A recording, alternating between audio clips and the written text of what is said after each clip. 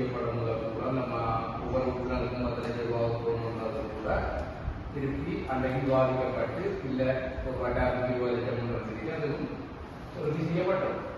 இதுக்கு பிறகு இரண்டாம் பாகமாக வாக்கெடுப்பை போர்வதாக இருந்தால் நீங்கள் வாக்கெடுப்பு போகலாம்.